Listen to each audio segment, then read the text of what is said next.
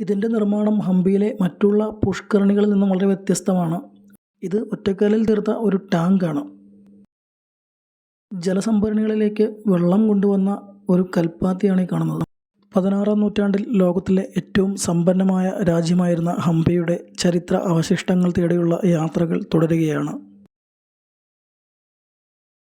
കൃഷ്ണദേവരായർ ഉദയഗിരി യുദ്ധത്തിൽ പിടിച്ചടക്കിയതിൻ്റെ സ്മരണാർത്ഥം പണികഴിപ്പിച്ച മഹാനവമി ഡിബ്ബയുടെ കാഴ്ചകൾ നിങ്ങൾ കഴിഞ്ഞ എപ്പിസോഡുകളിൽ കണ്ടു കഴിഞ്ഞു.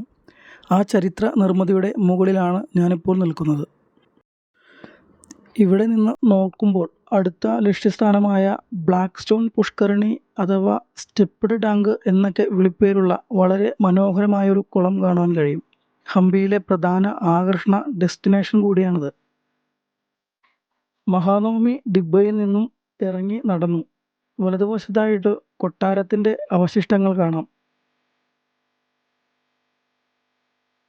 ഈ കാണുന്നത് ഒരു ഒറ്റക്കല്ലിൽ തീർത്ത ടാങ്കാണ്.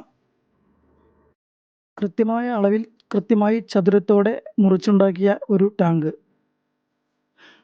കുറച്ചുകൂടി മുന്നോട്ട് വരുമ്പോൾ പടവുകളോട് കൂടിയ മറ്റൊരു കുളം കാണാം. ഈ ഭാഗം അറിയപ്പെടുന്നത് ബാത്ത് ഹൗസ് എന്ന പേരിലാണ്. ഈ കുളത്തിനു ചുറ്റും വലിയ കെട്ടിടങ്ങൾ ഉണ്ടായിരുന്നു. രാജകുടുംബങ്ങൾ ഉപയോഗിച്ചിരുന്ന സ്നാനഗ്രഹം. അവിടെ നിന്നും നേരെ ബ്ലാക്ക് സ്റ്റോൺ പുഷ്കരണി എന്ന നിർമ്മിതിയിലേക്ക് പോവുകയാണ്.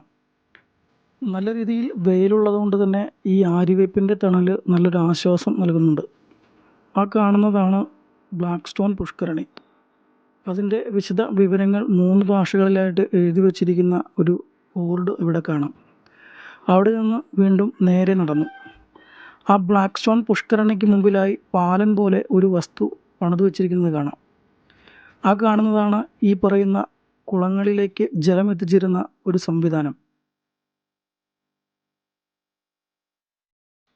ഈ കാണുന്ന കൽത്തൂണുകളാൽ താങ്ങി നിർത്തി കൽപ്പാത്തികൾ വഴിയാണ് ഇവിടെ ജലം എത്തിച്ചിരുന്നത്. തുംഗഭദ്ര നദിയിൽ നിന്നും കൽപ്പാത്തികൾ വഴി ഒട്ടും തന്നെ ജലം നഷ്ടപ്പെടാതെ ഇവിടേക്ക് എത്തിക്കുന്ന നൂതന രീതിയായിരുന്നു ആ കാലഘട്ടത്തിൽ. കൃഷ്ണദേവരായരുടെ കാലത്ത് കുറ്റമറ്റ ജല സംവിധാനമായിരുന്നു ഹംപിയിലുണ്ടായിരുന്നത്. ഇതിലൂടെ തുംഗഭദ്രയിൽ നിന്നും കിലോമീറ്ററുകളോളം ജലം നഷ്ടമാകാതെ ഇവിടുത്തെ കുളങ്ങളിൽ നിറച്ചിരുന്നു. തലക്കോട്ടെ യുദ്ധത്തിന് ശേഷം ഡക്കാൻ സുൽത്താൻമാർ ഹംപി നശിപ്പിക്കാനെത്തിയപ്പോൾ ആദ്യം തകർത്ത് കളഞ്ഞത് ഇത്തരത്തിലുള്ള ജല സംവിധാനത്തെയാണ്.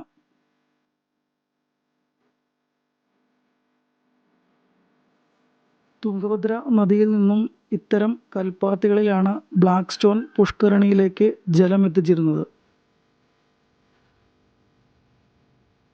ഇന്ത്യയിലെ ക്ഷേത്ര ഘടനയനുസരിച്ച് സമീപത്ത് തന്നെ ഒരു കുളം നിർമ്മിച്ചിരുന്നു.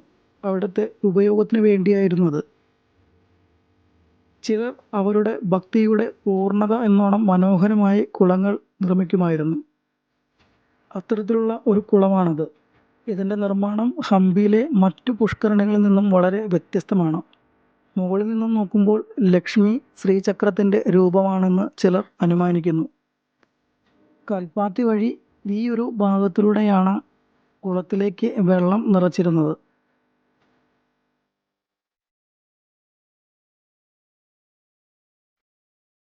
ഇതിലെ സ്റ്റെപ്പുകൾ ഒരു വശത്ത് അടിയിൽ നിന്നും 1, 3, 5, 7, 9 എന്നിങ്ങനെ എണ്ണത്തിലുമാണ്. 1976 മുതൽ 1986 വരെ 30 വർഷത്തോളം മണ്ണിനടിയിൽ മൂടിക്കിടക്കുകയായിരുന്നു ഈ കുളം. ആർക്കിയോളജിക്കൽ സർവേ ഓഫ് ഇന്ത്യ ഹംപിയുടെ തിരച്ചിലിടയിലാണ് ഈ ഒരു കുളം കണ്ടെത്തിയത്.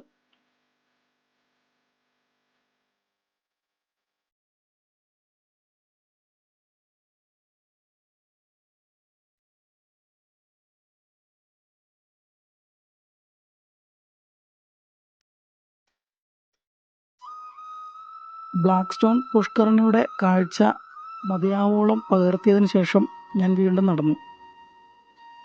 പുഷ്കരണിയുടെ അടുത്ത് തന്നെ പഴയ വസ്തുക്കളും വെച്ചിരിക്കുന്നത് കാണാം. അതിൽ ഭടന്മാർക്കും മറ്റും ഭക്ഷണം നൽകിയിരുന്ന കല്ലിൽ തീർത്ത പാത്രങ്ങൾ കാണാം. മുട്ടി നോക്കുമ്പോൾ വ്യത്യസ്തമായൊരു ശബ്ദവും കേൾക്കാം.